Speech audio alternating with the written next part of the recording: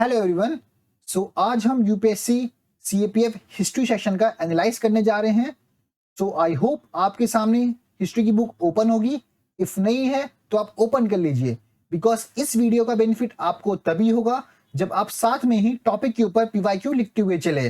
Because जब आप next time revision कर रहे होंगे टॉपिक को, तो आप वो पर्टिकुलर टॉपिक को ज्यादा फोकस देंगे। बिकॉज अगर यूपीएससी एक बार फ्रेम कर चुका है क्वेश्चन, तो डैम श्योर वो नेक्स्ट टाइम भी फ्रेम कर सकता है क्वेश्चन।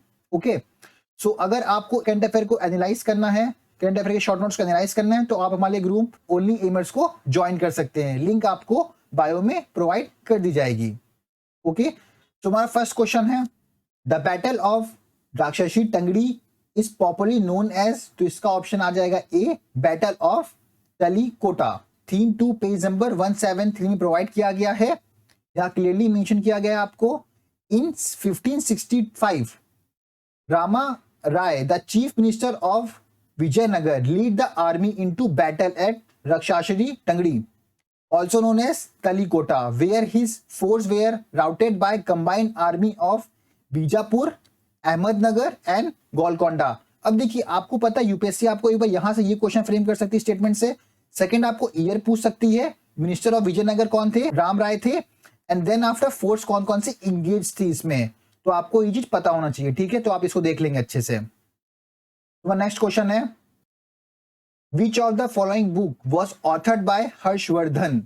देखिए, इसका आंसर है आपका सी, रत्नावली।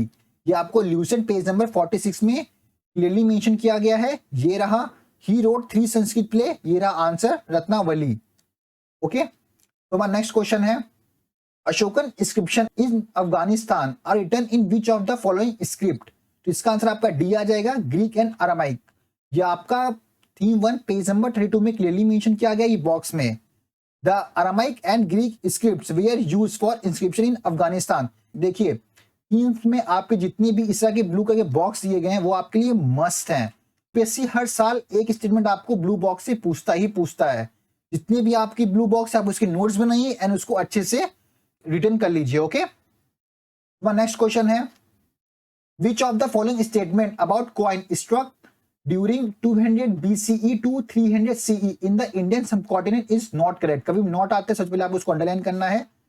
उसके बाद देखिए, ये जो आपको क्वेश्चन प्रोवाइड किया गया है, इसका मुझे आर्ट एंड कल्चर में मिला इसका आंसर। इसमें से आपका A and C as it is दिया गया यहाँ पे, लेकिन बी एंड डी का कहीं मेंशन नहीं है। वैसे इसका आंसर नॉट करेक्ट आ जाएगा, बी आ जाएगा, मतलब ये इसका आंसर ये राइट है। लेकिन हम स्टेटमेंट देख लेते हैं, जो इंडो ग्रीक है उनमें देखिए 2 लैंग्वेज यूज की गई है, तो आपके स्टेटमेंट हो जाएगा राइट। एंड थर्ड होगा, the Satavahanas issued coin of silver, copper, lead and potin. यहाँ पे क्लियरली मेंशन किया, Satavahanas king used mostly used lead as material for their coin. Silver coin, देखिए सिल्वर कॉइन भी आ गया है एंड कौन सा, लीड भी आ गया है। तो ये रहा silver coin, lead and copper, and यहाँ ये रहा पुतीन। तो ये हो जाएगा स्टेटमेंट में आपका यहाँ पे कौन सा गलत है, इसका आंसर आ जाएगा बी।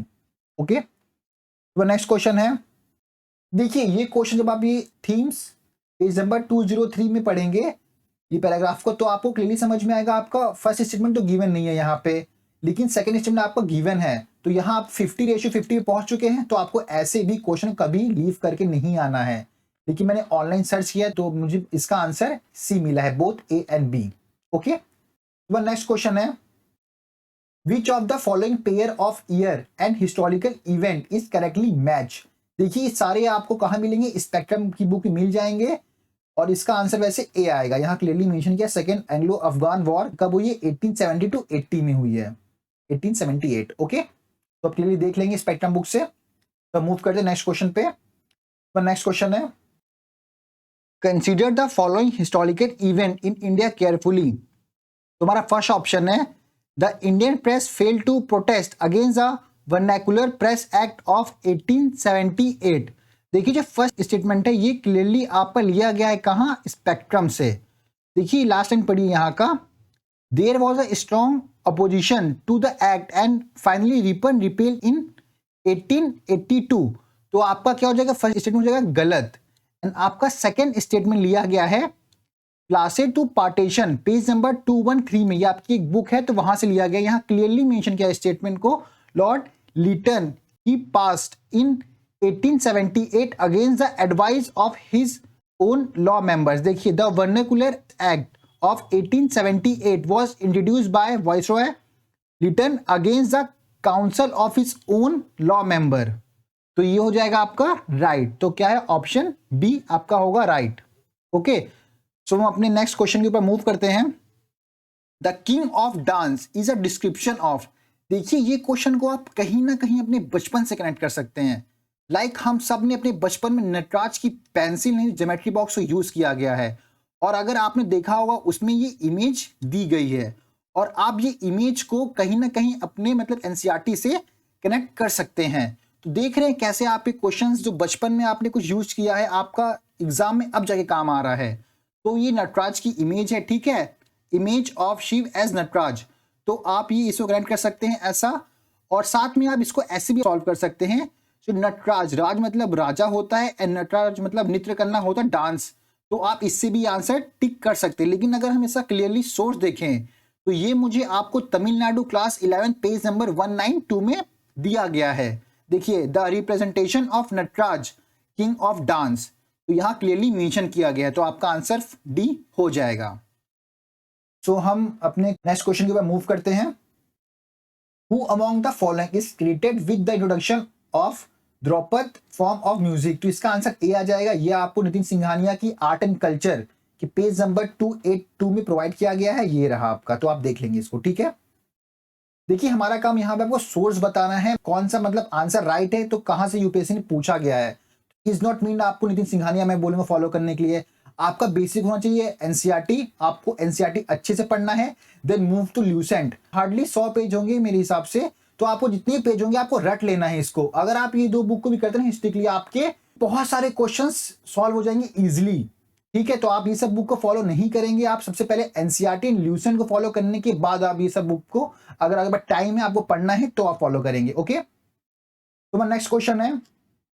देखिए ये क्वेश्चन में आपको क्लियरली पूछा गया है the other side of silence के ऑथर कौन थे। तो इसका आंसर क्लियरली बी आ जाएगा, उर्वशी। ये आपका थीम 3 पेज नंबर 396 में प्रोवाइड किया गया है, तो आप देख लेंगे, ये रहा। ओके, तो नेक्स्ट क्वेश्चन है match list 1 with list 2 and select the correct answer using the code given below list। तो हमें जो वैदिक रिवर्स के नेम दिए गए हैं, हमें मॉडर्न नेम से इसको कनेक्ट करना है, ठीक है। देखिए अगर आपको ये सब में से सिर्फ एक का भी आंसर पता है ना, तो आप बहुत इजीली इसको सॉल्व कर सकते हैं। जैसे कि अश्विनी किसका, चेनाब का है, तो आपका क्या हो जाएगा, बी का फर्स्ट होगा। अगर बी का फर्स्ट होगा तो ये चला गया, ये चला गया, हम लोग कहाँ पहुंच गए, 50:50 के ऑप्शन में पहुंच गए। तो ऐसे क्वेश्चन आप कभी लीव करके ना इसको करना ही करना है, चाहे आप गेस करके हो जो करके हो, लेकिन आपको अटेम्प्ट करने हैं ऐसे क्वेश्चन। तो अगर देखिए आपका क्या हो गया, बी का फर्स्ट हो गया, सी का क्या हो जाएगा फोर्थ, ये हो गया। अगर आपको ये 2 में से एक ही पता है तो आपको 2 मार्क इजिली मिल जाएंगे। जैसे पुरुषनी का क्या हो जाएगा, पुरुषनी का रावी हो जाएगा, रवि। डी का क्या हो जाएगा, डी का हो जाएगा थर्ड, तो आपका आंसर बी आ जाएगा। वैसे आपको ल्यूसेंट पेज नंबर 7 में ये सारे प्रोवाइड किए गए हैं वैदिक नेम की, तो आप पढ़ लेंगे इसको, ठीक है। तो थैंक यू गाइज।